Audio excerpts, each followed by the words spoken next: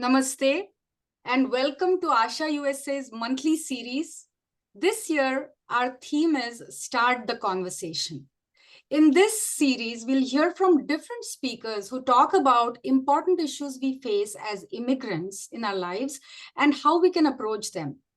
I recently came across an app called the Red Tent Community, where they promote open dialogue about all issues related to women's health, whether it's birth control, periods, sexual health, menopause, and everything else in between to ensure that women have access to these resources that they need to manage their symptoms and maintain their good health.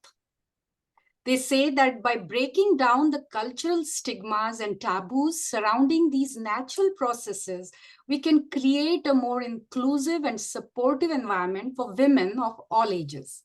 So I connected with the brain behind this new app, Dr. Reetu Syal, to learn more about it. So today we speak with Dr. Reetu Syal, an OB/GYN practicing for over 20 years here in Minnesota. Ritu grew up in Minnesota, a daughter of immigrant herself. So welcome, Ritu. Thank you. Thank you, Namaste. Thank you for having me on. Yeah, thank you so much for being here. Let's start by, asking you, can you tell us what motivated you to do this work that, you recently launched this new Red Tent community app and your website?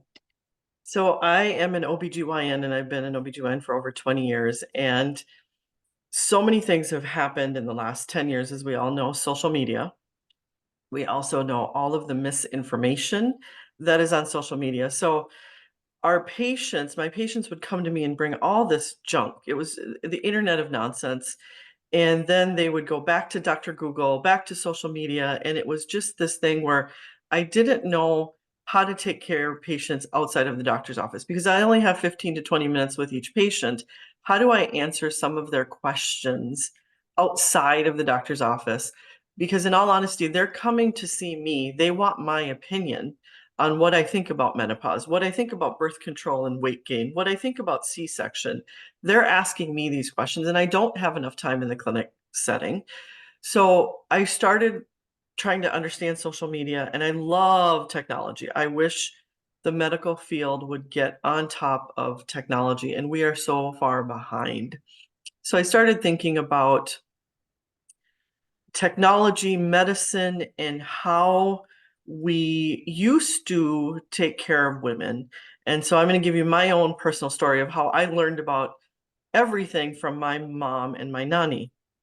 They would sit in the kitchen and they would do their whatever they would do, and they would just talk.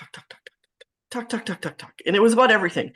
It was about Payal did this, so-and-so is not pregnant, so-and-so, oh, shadi nahi hui. They all these things, they would just talk.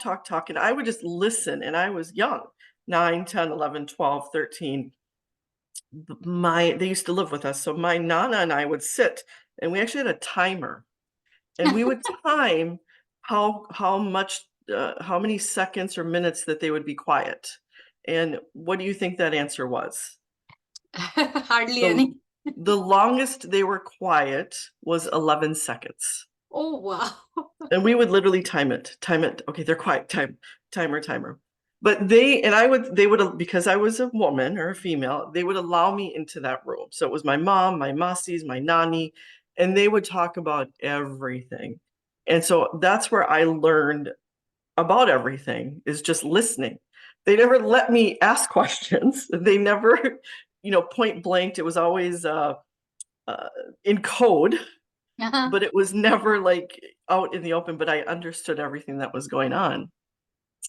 So I got this concept of, I don't know if anybody has read the book, The Red Tent.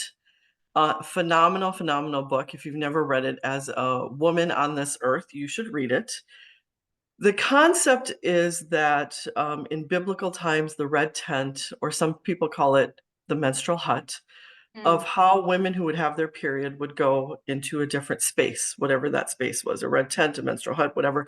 That is where they would share that type of information. And it was stories, it was support, it was knowledge. That's how things shared through the generations. In my life, How I got educated was listening to my masis and my nani and my mom.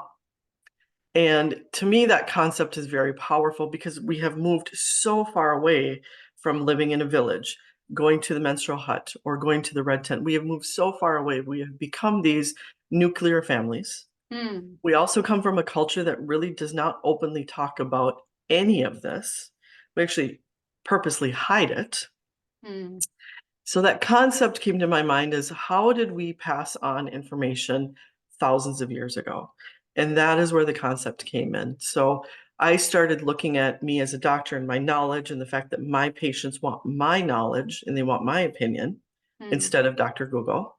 How do I take technology and how do I bring back this concept of the red tent of that's how we used to do it. Why don't we do it that way today? And putting that all together, I started to digitize medical information and started to put it together in a digital format.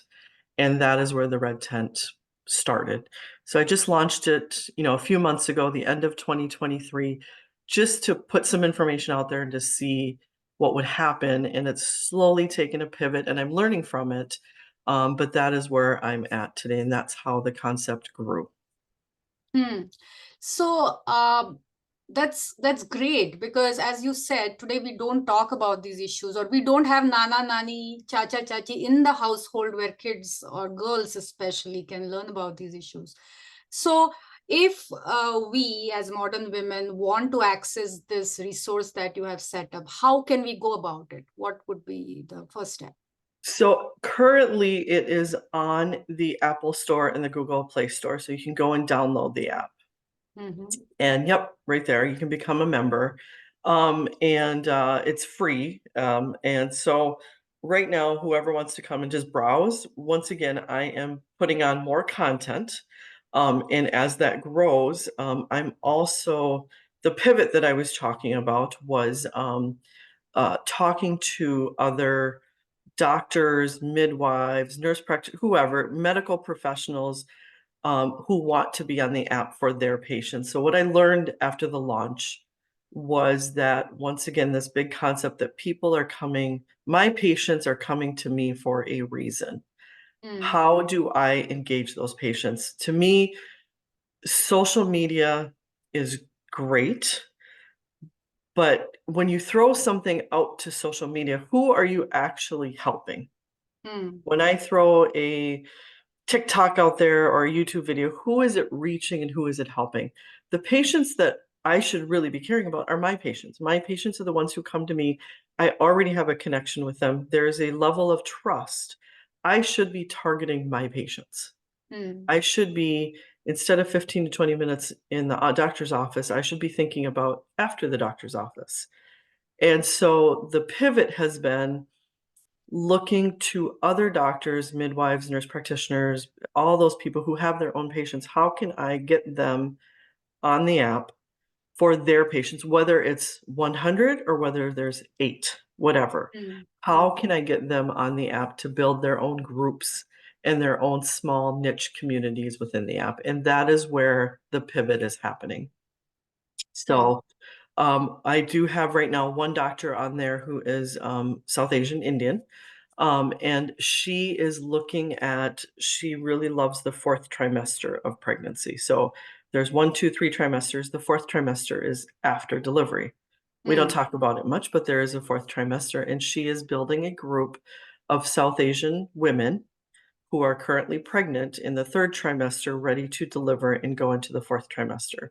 And she's building a group of 8 women where she Mm. would like to coach them and meet with them regularly on the app and put content to those 8 people. So she's not throwing it out there to 1,000 people in the world. She's focusing on those 8 patients, which I think, after thinking through all of this, is just a very, very, very powerful concept, and it's a needed concept.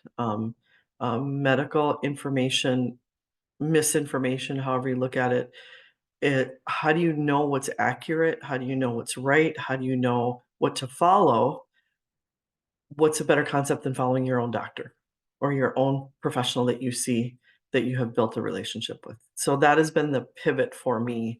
Um, Right now, I am building more content behind the scenes. I'm building it all so I can put it out there.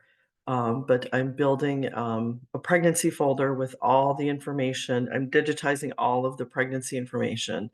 I am building a folder on medical conditions, menopause for Indian women. Polycystic ovarian syndrome is huge, so I'm building a folder on that. I'm building a folder on teen health. And as I build, in a year from now, you can imagine the amount of content that will be on the app will be much more. So basically, digitizing all of that information so you have one Mm. place to go, but also allowing other medical professionals to build their own small communities within the app. Wow, this is really so useful. And as you said, the old is new again, you say on your website. And I really feel this is so much needed work, because especially we come from a culture where we learn from others, as you just pointed out. And so when we come to this system, the medical system here, we have no clue, and we learn Mhm, as we go. And there are so many things, especially women who don't give that much importance to their own health, need to know mhm, about their reproductive health at all ages, right? From mhm. being a little girl to reaching menopause and beyond. So what would you recommend that women do? So of course they can download the app and be a member, but if they're going to see their healthcare provider, can they use the information they have learned on this app or on this platform and use it, especially culturally specific Mhm. information about their own health? So right now, the information is very general. It's for everybody. When a doctor gets on the app and brings their own patients, they have their own niche. So not everybody is invited to that niche. Does Hmm. that make sense? So Yeah. there's a main group with general information that you can comment on, you can ask questions, you can just listen, you can watch, whatever. Hmm. Um, and then if you are part of a specialized group, it's usually tailored from the doctor to their own patients, which the rest of the world doesn't see that Hmm. Hmm. because it's tailored to that specific doctor. Okay. So right now, just the general population can get on, start reading, start learning. And once again, as it grows, I will have live streams, I'll have more information. But in terms of specific groups, starts from the doctor and it trickles down to their patients. Okay, great. So if there's doctors who Mm-hmm. want to get on and have a niche for their patients, so for, like I said, PCOS is very common in the Indian population. If there's a doctor or a nurse practitioner that says, hey, I have 10 patients with PCOS that I would love to have a better connection with, that I, maybe meet with regularly once a month, or that I can put my own content into my group, Hmm. that would be perfect Mm-hmm. because that doctor or medical professional can have their own niche on the app. Yeah. That is great. I think this is a very important platform that women should definitely use. And the more women use it, the more useful it will get, because then Mhm, accordingly you will know what is needed, what more mhm, resources you need up mhm. there. Yes. And yeah, is there anything else you would like to share with our viewers? I think that's it. I think, once again, right now, I'm building the content and the pivot is happening. But I do hope that there will be enough content. So if you're pregnant, you can just go into the pregnancy folder and it will have all the information that you need. So you don't have to go to Dr. Google. So you don't have to, Mm. you know, s- so that you don't have to get that misinformation. Or if you have polycystic ovarian syndrome, I'm building that folder. So as time goes by, there will be much more medical information and content that you can look at Mm. and understand instead of going to Dr. Google or social media or whatever. Um, yeah, beware of social media, beware of all the information that's out there. There's so much misinformation and menopause right now is a huge hot topic. Mm-hmm. And every day I have to tell people that you're normal. Your Yeah. symptoms are normal. It's okay. You don't have a disease. We are in a time frame right now where we are medicalizing menopause. Mm. We are somehow turning menopause into a medical disease, and it's not. It's a Mm. transition. And there's a lot of frustration, anxiety. People think there's something wrong with them. So I'm hoping that as we all get better information and more knowledge and more doctors and medical professionals who are real Mm. getting on the internet or getting on the app, that we can start getting rid of all this junk, this internet of nonsense. Yeah, thank you so much. That is a very important message. And I would really like to thank you for, taking time out to come and chat with us and give us this valuable resource. I wish you all the best. And I hope many women take advantage of this wonderful red tent community that you have put out there. So thank you so much. Thank you. Thank you. Thank you very much.